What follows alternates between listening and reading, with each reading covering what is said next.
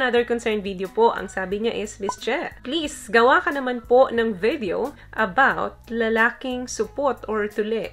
Ano po ang pros and cons? Thanks. Okay, ang ibig niya sigurong sabihin dito is uncircumcised versus circumcised. Okay, the main difference between circumcised cat and uncircumcised uncut. So, nasa inyo naman yan kung magpapatuli kayo or hindi. Kadepende kasi yan minsan sa kultura, sa kinagisnan. Alam niyo po ba na sa buong mundo, mas malaki po ang porsyento ng mga kalalakihang hindi tuli. Sa Pilipinas lang naman kasi talaga required yan na kapag hindi ka tuli, itutuksihin ka talaga. At sasabihan kang supot.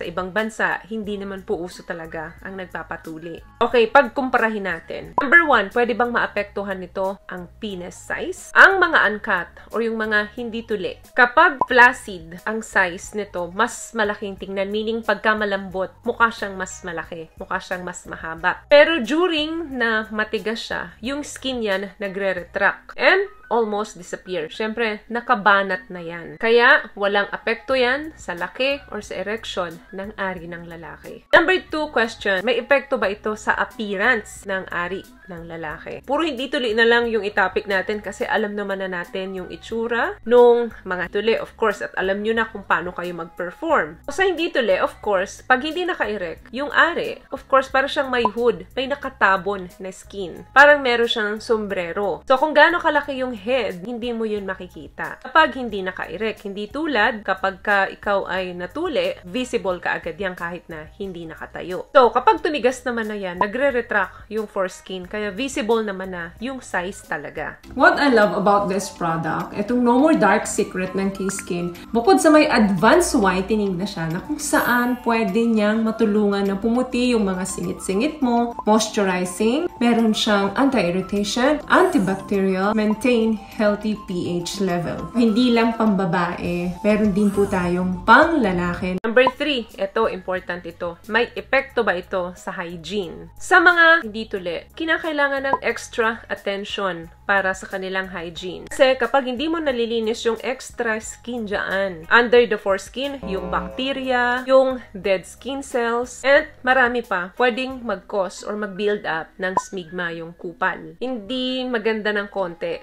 ang amoy nun. Kailangan mong hatakin ng bahagya yung skin niya para malinisan mo ito. Hindi katulad ng mga tuli, hindi mo na kailangan yon. Basta hugasan mo lang siya regularly, and that's it. Another concern, naapektuhan ba yung sexual sensitivity nito? Ang mga uncut, according nung 2016 study po ang nagsasabi nito, hindi ako. Napag-alaman nila na ang mga hindi raw tuli ay mas sensitive kapag hinahawakan. Sensitive to stimulation by touch. Pero hindi naman daw ibig sabihin nun na yung mga tuli ay nababawasan yung kanilang pleasure pagdating sa kama. Wala naman silang clarify na ganon. Another concern, makakaapekto ba sa lubrication ito ng lalaki? The answer is, there's no conclusive evidence. So meaning, hindi pa napapatunayan kung ito ba ay nakakaapekto sa pagdami ng lubrication ng lalaki. Cut ka man or uncut ka man, kapag kinakailangan ng lube, wala namang masamang maglagay ng extra lube para mag-lubricate, lalo na kapag kinakailangan during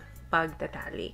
Wala rin pong epekto ito sa sperm production or fertility ng isang lalaki. Last concern, pwede bang maka-epekto ito or may risk ba ito sa infection? Marami pong mga ebidensya ang nagsasabi kapag ikaw ay uncut, increases your risk na magkaroon ng urinary tract infections. Lalo na yung first year ng life, kasi nandun nagbi-build up yung smegma dahil hindi mo pa nga alam kung paano lilinisin ito. Pero kung palagi mo naman ito nililinis or sinasalsal, binababa yung skin, may iwasan po ang mga infections. So, wala naman pong mga comparable evidence na nagsusupport o nagdi-deny na nagdi-decrease ito ng performance ng isang lalaki pagdating sa pakikipagtalik. So, ang bottom line, cut or uncut, wala siyang enough na effect sa overall sexual health mo. Ang major difference lang dyan, of course, yung itsura ng tuli at hindi. Of course, kailangan hugasan or extra attention para linisin